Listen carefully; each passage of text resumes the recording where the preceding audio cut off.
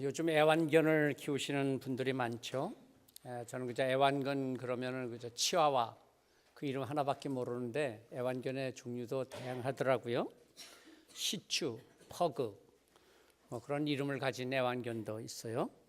인터넷을 찾아보니까 외모가 귀엽고 아주 애교가 많은 애완견의 종류로는 포메라니안과 말티즈라고 하는 종류가 있대요. 여러분 집에서 어떤 애완견을 키우십니까? 포즈요?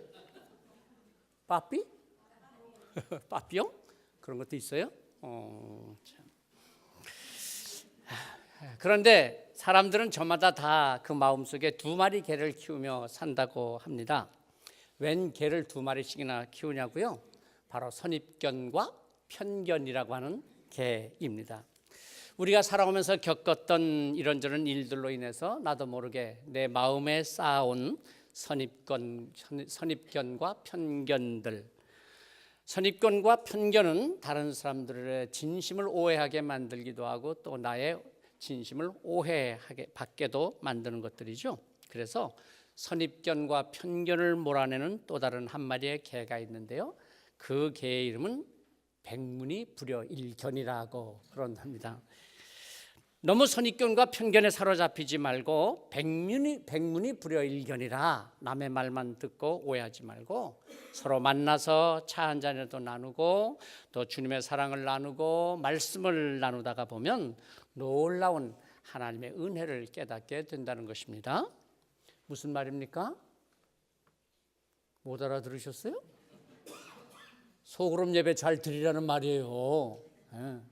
소그룹이 뭐예요? 함께 만나서 같이 이야기 나누고 주님의 사랑을 나누고 말씀을 나누면 선입견과 편견이 사라지고 백문이불여일견이라 주님의 사랑이 그 안에 가득하게 되는 줄로 믿습니다.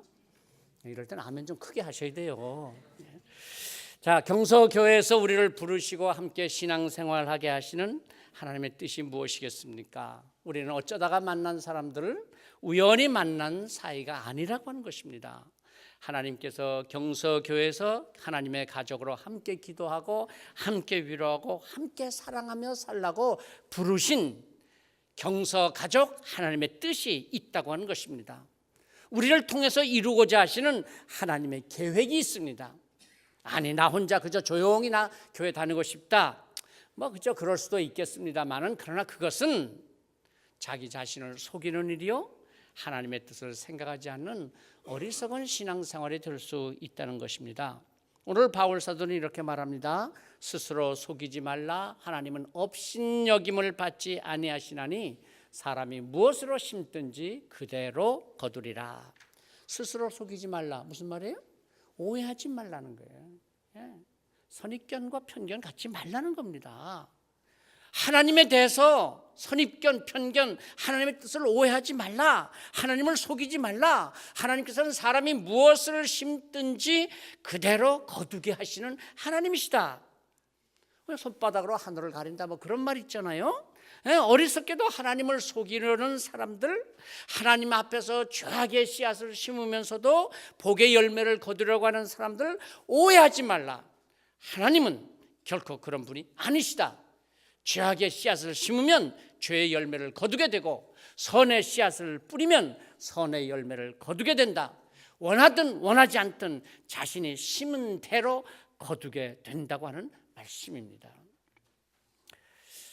이제 농부들은 한 해의 농사를 위해서 그동안 준비해온 씨앗들을 논과 밭에 뿌리게 됩니다. 그리고 그 씨앗들이 잘 자라서 꽃이 피고 열매를 맺도록 땀 흘려 가꾸고 수고할 것입니다.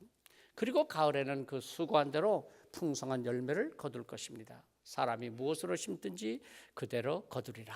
오늘 수고하며 심고 땀 흘려 가꾸는 대로 그 열매를 거두게 될 것입니다.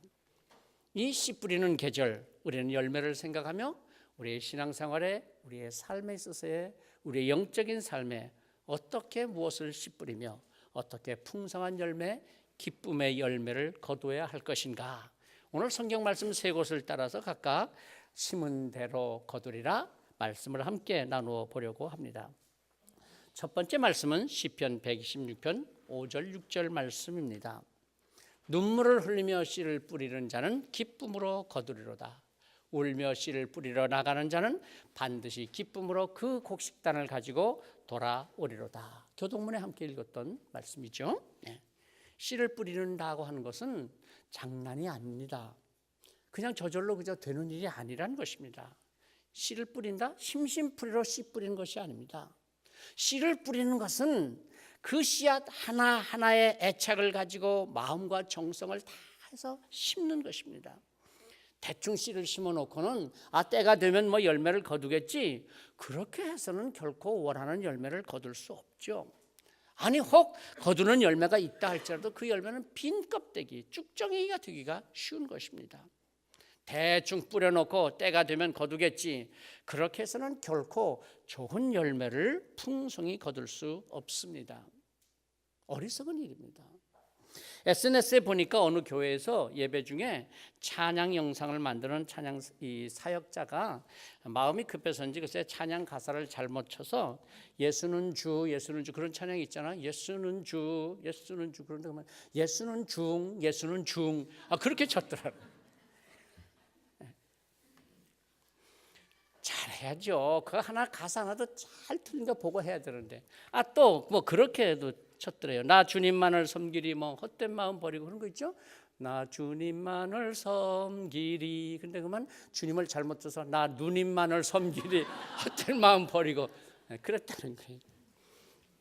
근데 재미있는 것은 그 댓글이 더 어이가 없어. 댓글에 무슨 글이 달렸냐면 그랬더라고요. 자기도 그런 적이 있다고 하면서 주의 자비가 내려와 내려와 뭐 그런 찬양 있잖아요. 그런데 그만 그것을 주의 바지가 내려와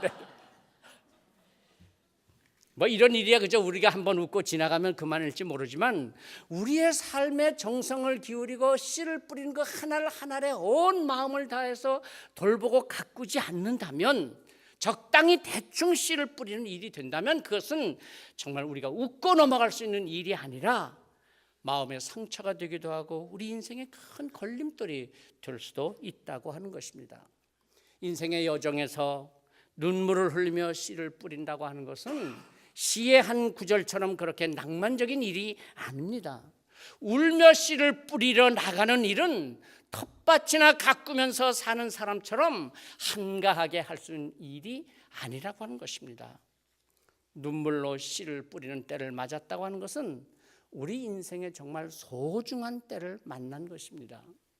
눈물을 흘리며 하나님 앞에 헌신하는 시간을 갖게 된 것은 삶의 새로운 변화를 가져야 할 때를 맞은 것입니다.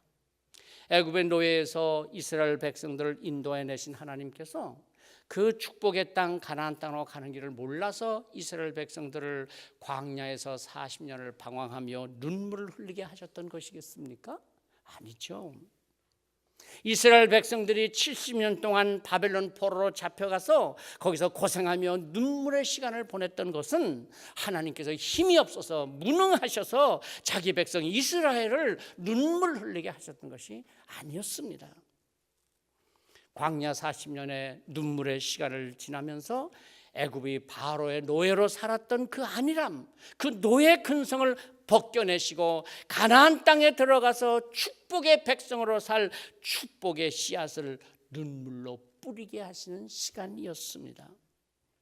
우리가 바벨론의 여러 강변에서 강변 거기 앉아서 시온을 기억하며 울었도다. 시편 137편 1절의 한탄처럼 이스라엘 백성들은 바벨론 포로 70년 동안을 울며 지냄으로써 조상들의 죄악을 씻어내고 하나님에 대한 믿음을 회복하며 눈물의 씨앗을 뿌리게 하셨던 것입니다. 바벨론 포로의 70년은 이스라엘 백성들에게는 눈물로 보내야 하는 고통의 시간이었기는 했지만, 그러나 그들은 예루살렘 그 성전을 올라가면서 하나님께 예배하는 기쁨이 무엇인지를, 바벨론에서 귀환하는 그 기쁨이 얼마나 꿈 같은 기쁨인가를 깨닫게 하셨던 것입니다. 사랑하는 성도 여러분, 우리가 눈물을 흘리며 씨를 뿌려야 할 때가 있다면 그때는 눈물을 흘리면서라도 씨를 뿌려야 합니다. 왜요? 눈물을 흘리며 씨를 뿌려야 기쁨으로 거두는 때를 맞이하게 되기 때문입니다. 눈물을 흘리며 씨를 뿌릴 때 힘들다, 괴롭다, 하고 싶지 않다, 그래서 눈물로 씨를 뿌리지 않는다면 결코 기쁨으로 거두는 시간은 맞이할 수 없다고 하는 것을 기억해야 합니다. 하나님께서는 고통 중에 있는 백성들, 그의 백성들을 그냥 단순히 위로나 해주시는 하나님이 아니십니다. 지금 우리가 삶에서 겪고 있는 눈물의 시간을 지날 때 우리가 뿌려야 할 씨를 뿌리면서 우리의 삶이 변하고 우리의 성품이 변하고 우리의 믿음이 더욱 자라서 이 눈물의 시간이 끝나는 날 우리도 꿈꾸는 것과 같은 기쁨을 얻게 하시려는 하나님의 계획이 있으신 것입니다. 우리의 삶에 정말 무엇이 진정 가치 있는 일인지를 깨달아서 눈물의 씨를 뿌리고 그리고 그 열매를 거두는 기쁨을 우리에게 주시려고 하시는 것입니다. 눈물을 흘리며 씨를 뿌리는 것이 하나님의 축복임을 알아야 합니다. 그래서 그때를 잘 견뎌내야 합니다. 그래야 그 눈물의 시간이 지나고 났을 때 웃으며 기쁨으로 그 단을 거둘 때를 맞이하게 되는 것입니다. 어쩌면 오늘 우리가 드리는 이 예배가 나의 삶의 마지막 예배가 될 수도 있습니다. 지금 내가 부르는 이 찬송이 내가 부를 수 있는 마지막 찬송이 될지도 모릅니다. 오늘 내가 드리는 이 헌금이 힘껏 드릴 수 있는 나의 마지막 헌금이 될런지도 모릅니다. 눈물로 드리는 예배, 눈물로 부르는 찬송, 눈물로 드리는 헌금, 하나님께서는 내가 눈물로 뿌리는 씨앗을 결코 버려두지 않으십니다. 기쁨으로 거두게 하시며 기쁨으로 곡식단을 가지고 돌아오게 하시는 하나님이십니다. 유대 속담에 하나님 앞에서 울어라, 그리고 사람 앞에서는 웃어라, 그런 말이 있답니다. 그렇죠? 사람 앞에서 울지 말고 하나님 앞에서 우십시오. 사람 앞에서 흘리는 눈물은 비웃음거리가 되고 조롱거리가 될 수 있을지 모르지만 하나님 앞에서의 눈물은 기쁨의 열매를 거두는 씨앗이 될 것입니다. 두 번째 말씀은 고린도후서 9장 6절입니다. 이 말씀을 한번 함께 찾아보시겠습니까? 고린도후서, 오늘 말씀에 갈라디아서의 바로 앞에 있죠. 고린도후서 9장 6절 말씀입니다. 함께 한번 읽어보겠습니다. 고린도후서 9장 6절 말씀 함께 읽겠습니다. 바로 앞에 295페이지에 있습니다. 함께 읽습니다.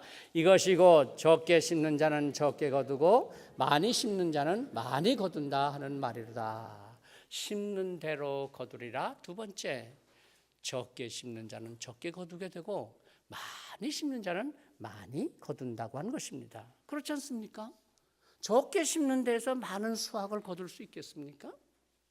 많이 심은 곳에 많은 수확이 있을 수 있습니다. 적게 심고 많이 거두겠다? 그럴 수 없습니다. 적게 심어놓고는 그래도 혹시나 많이 거둘 수 있지 않을까? 어떻게 좀 행운이 있어서 참 많이 잔뜩 거두게 되지 않을까? 소망을 갖는 건 좋겠지만 그런 소망은 실망이 클 뿐이죠. 그죠? 기대가 크면 실망도 큽니다. 나는 매주 로또를 산다, 그런 글이 있더라고요. 재밌어요. 한번 들어보실래요? 나는 매주 로또를 산다. 5천 원을 투자해서 월요일이나 금요일 로또를 사면서 나는 일확천금을 꿈꾼다. 되기만 해봐라. 제일 먼저 내가 뭐뭐를 사고, 그리고 그 다음에는 뭐뭐를 사고, 그리고 그 다음에 뭐뭐를 바꿀 테다. 자, 이제 이틀이 남았다. 이 이틀을 기다리는 동안 나는 행복하다. 아니, 또 이번 주가 아니라도 또 다음 주, 또 다음 주, 기나긴 긴장감에 오늘 밤도 잠든다. 세상에 기대할 게 없어서 로또 하나 사놓고는 그거 일확천금을 꿈꾸는 그 기대감에서 살아요? 그게 그렇게도 행복해요? 댓글을 다는데 그랬더라고요. 야, 기왕이면 좀 크게 꿔라. 5천 원이 뭐냐? 그랬더라고요. 오늘 또 이 말씀 들으시고 가시다가 또 로또 사지는 마시기 바랍니다. 네. 사람이 죽을 때 후회하는 세 가지가 있답니다. 죽음을 앞에 두고 지나온 삶을 돌아보면서 후회하는 세 가지 공통점. 첫째는요, 내가 좀 더 참을 수 있었는데 왜 그때 좀 더 참지 못했을까? 그래 후회한다는 거예요. 조금만 더 그때 참았더라면 좋았을 걸. 왜 그걸 참지 못하고 그 말을 했는지, 왜 그에게 그렇게 행동했는지 후회한답니다. 두 번째는 좀 더 기쁘게 살 수 있었는데 내가 왜 그렇게 빡빡하게 살았는지, 그래서 후회한다는 거예요. 왜 그렇게 짜증을 내고 각박하게 어리석게 살았던가. 그래서 또 다른 사람에게 상처를 주고 마음 상하게 했던 것, 그래서 후회한답니다. 그리고 세 번째는요, 좀 더 베풀며 살 수 있었는데 라는 후회. 가난하냐 부유하냐는 물질적인 문제가 아니라요, 어떤 형편에서든지 그래도 좀 더 베풀며 살 수 있었는데 내가 왜 그렇게 나만 생각하고 움켜쥐고 그렇게 살았는지, 그렇게 살아봐야 이제 이거 별것도 아니었는데 정말 참 어리석게 살았구나 자꾸 생각이 나서, 그래서 좀 더 베풀며 살지 못했던 것을 후회하는 후회가 가장 큰 후회였다고 합니다. 그래요, 좀 더, 조금만 더, 얼마나 안타까운 후회입니까? 그러나 아무리 안타까워도 더 이상의 기회가 없습니다. 다시 시작할 수 있다면야 얼마나 더 많이 심을 수 있었을 텐데, 얼마나 더 많은 씨를 뿌릴 수 있을 텐데, 그러나 이제는 아무리 후회해도 더 이상 심을 수 있는, 뿌릴 수 있는 기회가 없는 것이죠. 그래서 심을 수 있을 때 후회함이 없이 심는 자가 지혜로운 자입니다. 씨를 뿌릴 수 있을 때 힘껏 뿌리는 사람이 풍성한 열매를 거두게 됩니다. 적게 심는 자는 적게 거두고 많이 심는 자는 많이 거둔다. 여러분 그 말씀 한번 다시 한번 보실래요? 그 6절 9장 6절 말씀을 보니까 많이 심는 자 할 때 많이 앞에 사자라는 숫자가 있죠. 예, 많이 거둔다는 말이로다 할 때 많이 앞에 사자가 있죠. 예, 그것은 이제 그 주가 4번째 주가 있다는 거예요. 주를 한번 와서 보실래요? 4번 뭐라고 되어 있습니까? 헬라어 복으로. 그 말은 많이라고 하는 말을 다른 말로 또 어떻게 해석할 수 있다고요? 복으로 심는다, 그렇게 해석할 수도 있다 하는 그런 말이죠. 그럼요, 많이 심는다는 말은 그저 양적으로 숫자적으로 많이 심는다 그런 의미만이 아니라 복으로 심는다, 복되게 심는다는 의미인 것이죠. 단순히 그저 많이 심었다, 그러나 그건 복되게 심지 못할 수도 있다는 것입니다. 욕심스럽게 심는 것 있잖아요. 그러면 그것은 오히려 많이 심었어도 불화와 분쟁의 열매를 거둘 수도 있는 것이죠. 여러분 오늘 부모들이 그 자녀들을 위해서 얼마나 애쓰고 수고합니까? 정말 너무 많은 수고, 너무 많은 애씀, 지나칠 정도로 집착하고 자녀들을 돌봅니다. 정말 부모는, 부모의 마음이란 자식을 위해서라면 무엇인들 못할 것이 있겠습니까? 그런데 그 수고가 진정 복된 수고가 되느냐, 그 씨 뿌림이 진정 복된 심음이 되느냐, 그건 좀 다른 것 같습니다. 한 아버지가 아들을 위해서 열심히 살았답니다. 나쁜 짓을 하면서도 아들을 위해서 돈도 많이 벌어서 아들을 위해서 잘해 줬습니다. 그리고 살다가 죽어서 지옥을 갔습니다. 그러나 이 아버지는 후회하지 않았습니다. 왜냐하면 내가 아들을 위해서 열심히 살았으니 아들만 잘 살아주면 나는 더 원이 없다, 보람되다, 그렇게 생각했다는 거예요. 그런데 어느 날 한 사람이 지옥에 왔는데, 아니 자기 아들이 왔더래. 아니 너 벌써 이렇게 왔냐? 아니 그리고 해필 또 왜 이 아버지 온 지옥을 왔느냐? 탄식하며 아들에게 물었대. 그랬더니 아들이 그러더래요. 글쎄, 아버지가 그렇게 열심히 사시는 것을 보고 나는 더 열심히 살았더니 아버지보다는 아버지하고 곧바로 이어서 이렇게 나도 아버지 따라 지옥에 왔습니다, 그러더라는 거예요. 그럼요, 많이 심는다, 뭐 열심히 산다, 후회 없이 산다, 어떻게 해요? 뭐 얼마나 후회 없이 어떻게 살아서 후회가 없는 거예요?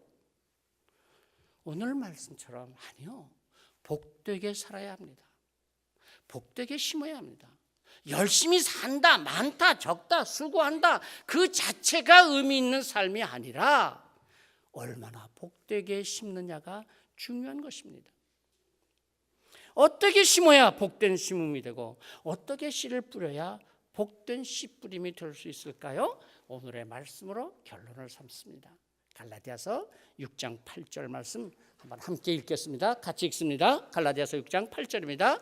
자기 육체를 위하여 심는 자는 육체로부터 썩어질 것을 거두고 성령을 위하여 심는 자는 성령으로부터 영생을 거두리라. 바울 사도는 갈라디아 교회 성도들에게 편지를 하면서 오늘 바로 이 5장, 바로 앞에 5장에서요, 육체를 따라서 사는 삶의 열매와 성령을 따라서 사는 삶의 열매를 구체적으로 하나하나 말씀하시고 있습니다. 5장 19절에서 21절이 바로 육체를 따라서 사는 삶의 열매이죠. 육체의 열매. 육체의 일은 분명하니 곧 음행과 더러운 것과 호색과 우상숭배와 주술과 원수 맺는 것과 분쟁과 시기와 분냄과 당짓는 것과 분열함과 이단과 투기와 술점과 방탕함과 또 그와 같은 것들이라. 그리고 이어서 22절 23절에서는 성령의 열매 9가지를 말씀합니다. 사랑과 희락과 화평과 오래 참음과 자비와 양선과 충성과 온유와 절제니 이 같은 것을 금지할 법이 없느니라. 육체의 열매를 맺는 삶, 성령의 열매를 맺는 삶. 결국 인간의 삶이란 이 두 종류의 삶이 있을 뿐이라는 거죠. 어느 쪽이든 한쪽의 열매를 맺게 되는 삶이라는 거예요. 육체의 열매를 맺을 것이냐, 성령의 열매를 맺을 것이냐. 내가 의도했던 의도하지 않았던 우리의 삶은 이 두 가지 열매 중에 한 가지를 맺고 산다고 하는 것입니다. 왜 그렇습니까? 우리의 삶의 방법은 그 두 가지밖에 없다는 거예요.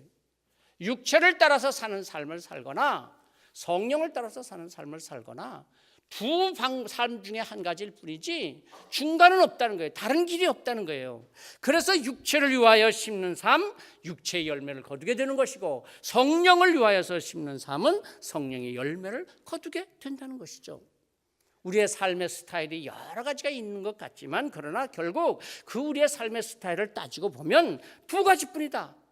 너는 어떤 스타일의 삶을 살고 있느냐? 성령을 따라서 사는 삶의 스타일이냐? 육체를 따라서 사는 삶의 스타일이냐? 그런 거죠. 자기 변명이나 하고 그럴듯하게 자기의 삶을 포장하지만은 결국은 드러나게 되리라. 육체의 열매와 성령의 열매, 각각의 열매가 맺히게 되느니라. 오늘 나의 삶의 스타일이 어떤 삶의 스타일인지 알고 싶습니까? 그렇다면 열매를 보면 압니다. 얼마나 바울 사도가 강하게 말씀한지 보세요.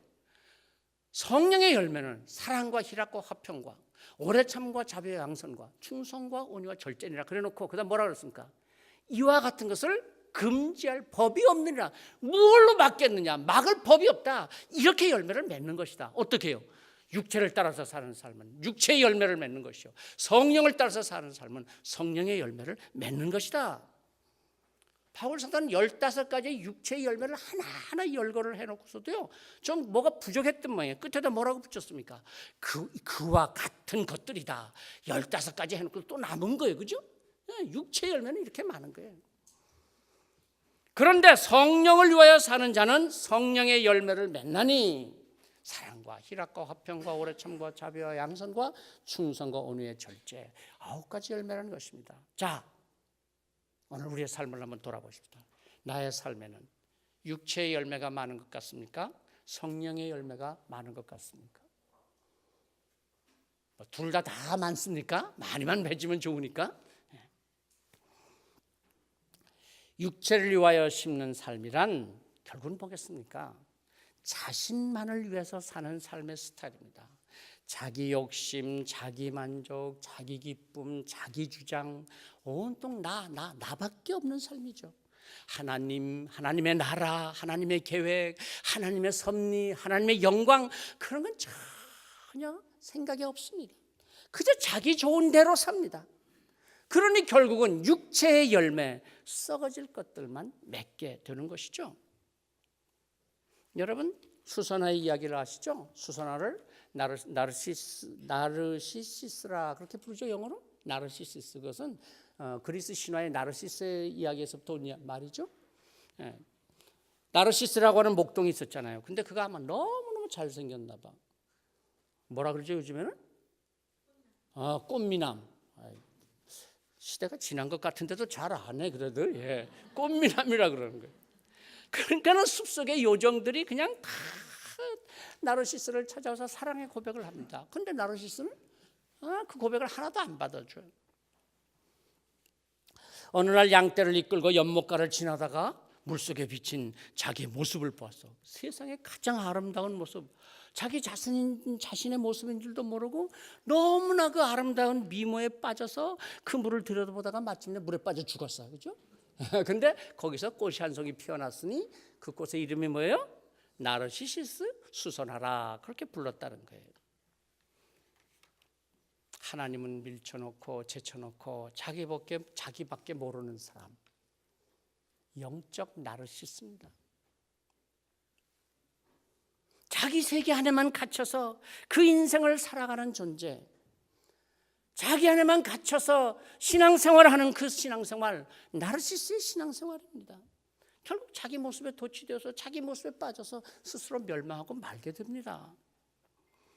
그러나 성령을 위하여 심는 삶은 늘 성령님께서 어떻게 인도하시는가, 하나님의 뜻이 어디 있는가, 하나님께서 무엇을 기뻐하시는가, 성령님을 바라보고 하나님의 나라를 기준하여서 하나님의 말씀을 따라서 살아갑니다. 그는 성령의 열매를 거두는 삶이 되는 것입니다. 여러분, 오늘 주보 5쪽에 보시면 태국 통나노의 교회 선교센터 건축 후원하는 일, 그걸 주보에 실었어요. 정말 사실은 그 자세한 내용이 우리 그 홈페이지에 있잖아요. 홈페이지 좀 들어가 보셨어요? 홈페이지도 한 번도 안 들어가 보신 분도 계실 것 같아서 홈페이지를 한번 띄워놨어요. 한번 보세요. 이야기 나눔터. 거기 보면 이렇게 통나노의 교회, 우리가 후원한 선교 헌금을 가지고 이분들이 손수 이렇게, 저 가운데 계신 분이 배일재 목사님이신가? 모르겠어요. 어느 분이 선교사님인지 모르겠는데, 이렇게 이제 손수 지금 공사를 시작했어요. 한번 보세요. 이렇게 벽돌을 사고 뭐 다 사다가 블록을 사다가 짓는 모양이에요. 자, 또 올리고. 이렇게 지금 짓고 있답니다. 이렇게 해서 스티로폴도 아마 사다 놓고 그런 모양이에요. 또. 이렇게 칸도 막고 벌써 꽤 많이 진행됐어요. 또 올라와요. 또 여기는 십자가 안 들려나 유리벽이 있네. 지난번 것도 한번 볼까요? 요거 전 거. 얼른. 그렇죠. 여기서부터 쭉 보세요. 우리가 보낸 헌금이 이렇게 지금 2차에 걸쳐서 30만 바트, 1,050만 원 정도 된답니다만, 그거 가지고서 이렇게 받았다고 다 통장에 입금 들어온 거 가지고 그냥 확실하게 그냥 보여주네. 올려봐요. 또, 이게 지금 이제 되는 거 지금 공사 시작한 거예요. 저 공사하시는 분들 보이죠? 또, 이렇게 여기 네 분이나 손수 이렇게 공사를 하고 있어요. 한번 들어가서들 보시기 바랍니다. 홈페이지. 그 여러분 보시라고 하는 거니까 됐어요. 불 켜시고요. 지금은 뭐 우리가 하는 건 작은 일인지 몰라요. 작은 헌금이에요. 그러나 지금은 작은 일로 시작하지만은, 그러나 우리 교회를 주신 하나님께 감사하며 창립 60주년을 기념하면서 정말 작은 한 움큼의 씨앗일는지 모르지만 우리는 이 한 움큼의 씨앗을 믿음으로 뿌린 것입니다. 성령께서 우리에게 원하시고 인도하셔서 우리가 뿌리는 이 작은 씨앗, 앞으로 어떤 열매를 거두게 될지는 성령님께서 역사하여 주실 것입니다. 심은 대로 거두리라. 오늘 말씀을 정리해 봅니다. 눈물로 씨를 뿌려야 할 때는 눈물로 씨를 뿌려야 합니다. 힘껏 심어야 할 때는 힘껏 심어야 합니다. 복되게 심어야 합니다. 성령을 위하여서 심어서 성령의 열매를 거두고 영생을 거두는 축복이 우리 모두에게 함께 하시기를 성부와 성자와 성령의 이름으로 축복합니다. 기도하십시다. 하나님, 지금은 비록 작은 일이요, 눈물 흘리는 일이요, 고통스러운 일일지 모르지만 눈물로 씨를 뿌려야 한다면 열심히 뿌리게 하여 주옵소서. 힘껏 저희들에게 주신 만큼 정말 최선을 다해서 뿌려야 할 때라면 저희들이 열심히 힘껏 뿌릴 수 있게 하시고, 또 복되게, 욕심이 아니라 하나님의 뜻을 따라 복되게 뿌리는 저희들이 되게 하여 주시옵소서. 그리고 주께서 열매 맺게 하시는 그날 성령의 풍성한 열매, 영생의 열매를 거두는 우리 모두가 되도록 축복하여 주시옵소서. 예수 그리스도의 이름으로 기도하옵나이다. 아멘.